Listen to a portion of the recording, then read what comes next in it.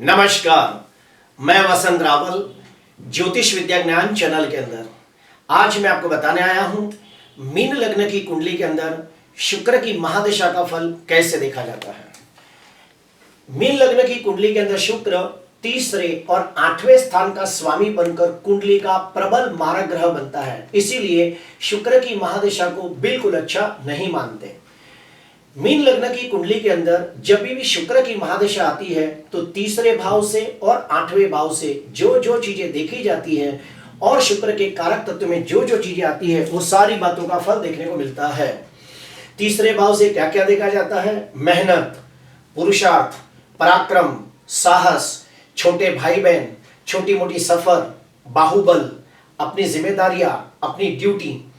अष्टम भाव से क्या क्या देखा जाता है? आयुष्य, मृत्यु, गुड ज्ञान, एक्सीडेंट, ऑपरेशन, मानहानि, बदनामी, मृत्युदायक कष्ट, बीमा पॉलिसी से मिलने वाले पैसे, नौकरी के अंत में मिलने वाला ग्रेच्युटी फंड, एबॉर्शन का ऑपरेशन और जासूसी काम। शुक्र के कारक तत्व में क्या क्या आता है?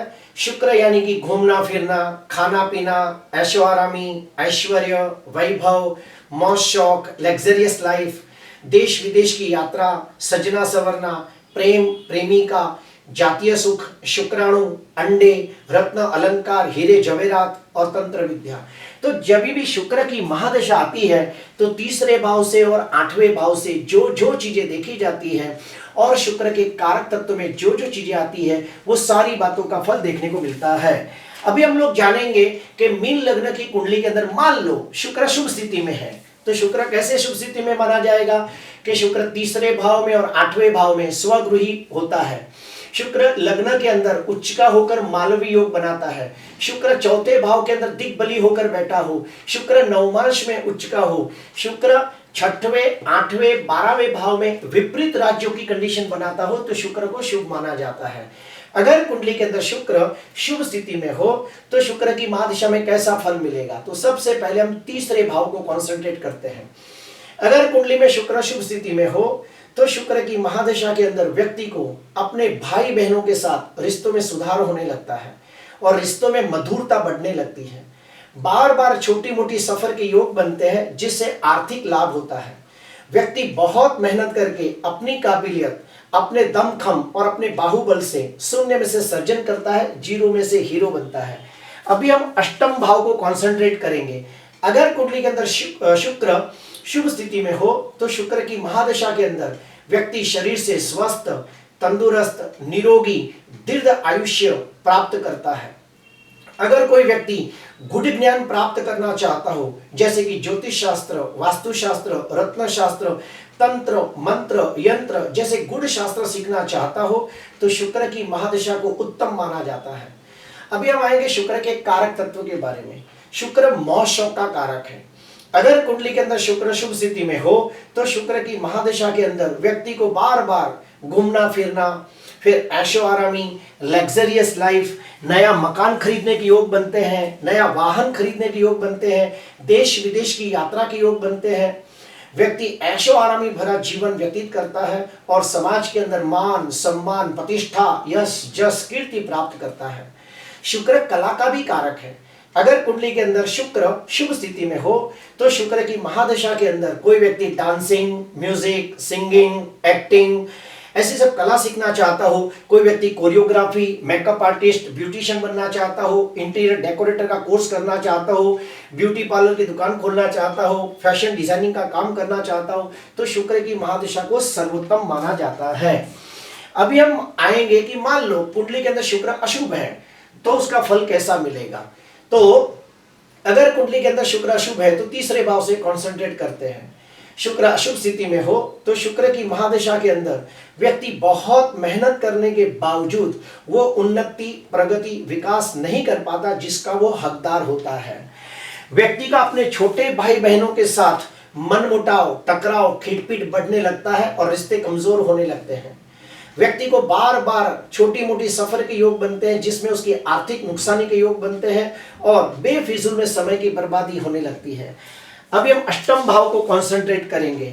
अगर कुंडली के अंदर शुक्र अशुभ स्थिति में हो तो शुक्र की महादशा के अंदर शारीरिक तंदुरुस्ती बिगड़ने लगती है, वाहन अकस्मात के योग बनते हैं, ऑपरेशन के योग बनते हैं। अगर कुंडली के अंदर अष्टमाधिपति शुक्र शनि, राहु, केतु जैसे पाप ग्रहों से द्रष्ट होकर छठवें, आठवें, 12वें भाव में पीड़ित होता हो तो शुक्र की महादशा के अंदर व्यक्ति को बुरी आदतें आसानी से लग जाती है, जैसे कि बीड़ी, सिगरेट, तंबाकू, दारू, गुटखा, भांग, चरस, गांजा, अफीम, सट्टा, जुगार जैसी बुरी आदतें आसानी से लग जाती है। अगर अष्टमाधिपति शुक्र शनि, राहु, केतु जैसे पाप ग्रहों से द्रष्ट होकर छठवें, आठवें, 12वें भाव में पीड़ित होता हो तो शुक्र की महादशा, अंतर्दशा, प्रत्यंत दशा के अंदर किसी स्त्री के वजह से समाज में मानहानि या बदनामी के योग बनते हैं। कायदा, कानून, कोर्ट कचहरी तक जाना पड़ सकता है या फिर जेल यात्रा के भी योग बनते हैं। अभी हम शुक्र के कारक तत्वों में स्टडी करेंगे। अगर कुंडली के अंदर शुक्र अशुभ स्थिति में हो तो शुक्र की महादशा के अंदर व्यक्ति के जीवन में बहुत सारे आर्थिक संघर्षों का सामना करना पड़ता है। और अगर शुक्र पाप ग्रहों से द्रष्ट होकर छठवें, आठवें, 12वें भाव में हो तो उसे अपना मकान बेचना पड़ सकता है या फिर अपनी गाड़ी भी बेचनी पड़ सकती है। अभी हम लोग जानेंगे कि शुक्र की महादशा का प्रेडिक्शन करने के दो सटीक नियम कौन से हैं। तो उसमें से पहला नियम, जन्म कुंडली के अंदर शुक्र जो भी राशि में बैठा होगा उसी राशि को लग्न भाव में रखकर पूरी जन्म कुंडली को घुमा दिया जाए तो दशा कुंडली बनती है। फॉर एग्जाम्पल कि शुक्र धनु राशि में बैठा है तो धनु राशि को ही लग्न में रखकर जब पूरी जन्म कुंडली घुमा देते हैं तो दशा कुंडली बन जाती है, जो मैंने बनाकर रखी है। दशा कुंडली के अंदर आप देखिए कि चौथे भाव के अंदर गुरु स्वगृही होकर हंस योग नाम का पंच महापुरुष राजयोग बना रहा है और हमें इसका प्रेडिक्शन करना है। तो कैसे किया जाएगा? शुक्र की महादशा के अंदर जब भी शुक्र की महादशा के अंदर जब भी गुरु की अंतर्दशा आएगी तो हम कह सकते हैं नया मकान, वाहन, प्रॉपर्टी खरीदने के योग बनेंगे। और गुरु लग्नाधिपति भी है तो हम कह सकते हैं व्यक्ति शरीर से स्वस्थ, तंदुरुस्त, निरोगी जीवन व्यतीत करेगा और मान सम्मान, प्रतिष्ठा प्राप्त करेगा। शुक्र की महादशा का प्रेडिक्शन करने का दूसरा नियम, शुक्र की महादशा 20 साल की होती है, उसको 3 हिस्सों में डिवाइड कर दिया जाए तो हर हिस्से के अंदर 6 साल 8 महीने का समय आता है।